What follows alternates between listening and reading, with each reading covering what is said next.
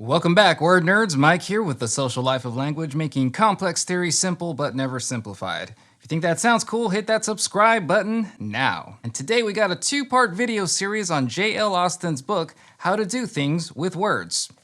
In the first video, we'll be covering chapters 1 and 2, also called Lecture 1 and 2. And in the second video, we'll be covering Lecture 3. By that point, we will have covered the main concept of the book, and you can decide for yourself whether you want to read the whole thing. But in these two videos, we are going to be focusing on what are called performatives, also called performative utterances. Now, this idea helped shift the whole conversation about the study of language in this new direction. Even the title of this YouTube channel, The Social Life of Language, kind of hints at the idea that language is always performative. So what's a performative? Let's find out. As usual, we are going to narrow down the meaning to performative really tight, and then over the two videos, we're gonna slowly complexify it. But I kind of want to make something clear about what we are not talking about. We are not talking about that popular phrase, oh, that's just performative, where we might be thinking in our head, oh, that's an insincere act, or that is an insincere performance. That phrase is actually super freaking complicated and kind of needs its own video. So let's start super simple.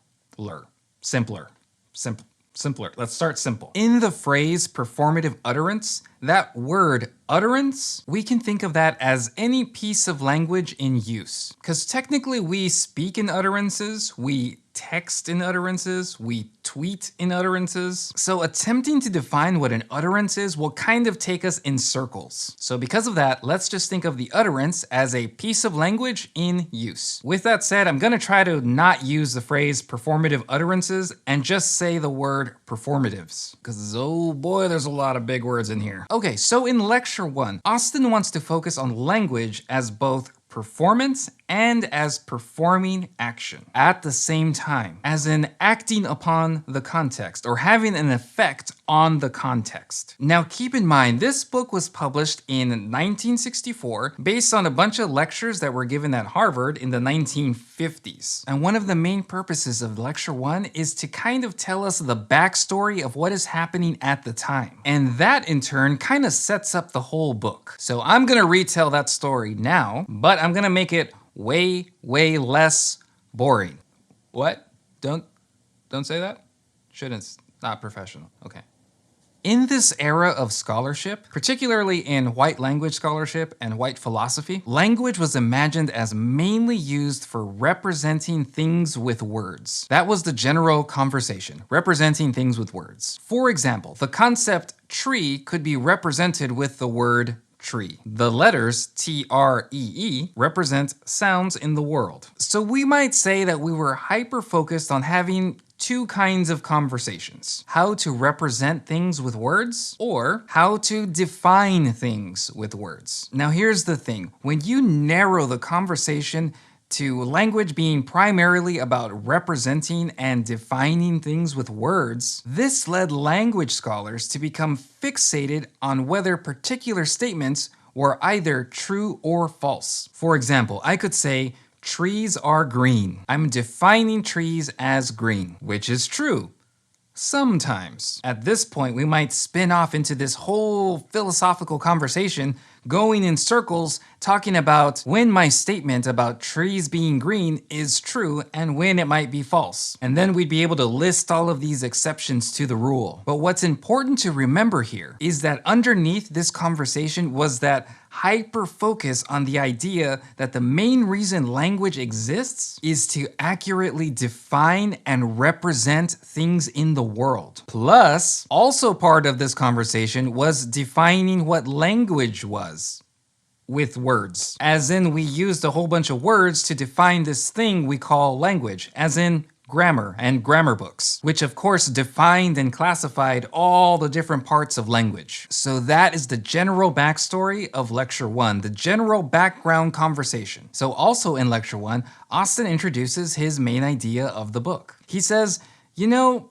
Language doesn't just define stuff, and not all statements are really about being true or false or being accurate. For example, if I said, I bet you 20 bucks that by the end of these videos, you will know what a performative is that statement really about being true or false or being accurate about something? I mean, maybe, but there's other important stuff happening there. So Austin says, what if we focus on when language is more about performing action? Like, for example, establishing a bet or a verbal contract. Or in Austin's fancy vocabulary, what if we think of language as full of performatives? So as both performance, as in you performed the act of saying words out loud, but also as performing action or acting upon the context, or having effects on the world. So let's think of a more explicit performative phrase or performative utterance. Let's think of the phrase, I now pronounce you married. All of a sudden people clap, people kiss, the mood of the room changed, it's official. That phrase, I pronounce you married, literally helped shape reality, or at minimum, it acted upon the immediate context. So yes, that performative phrase did define two people as married, that's true. Language described and defined something, but Austin also says we need to focus on how that phrase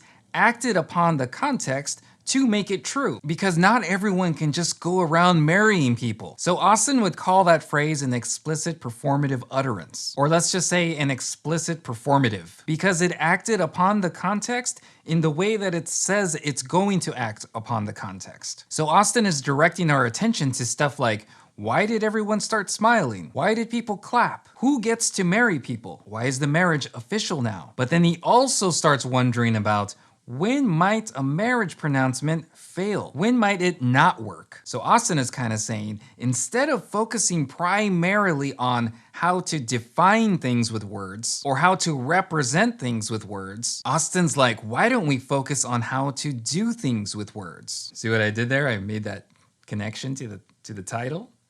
Nobody cares.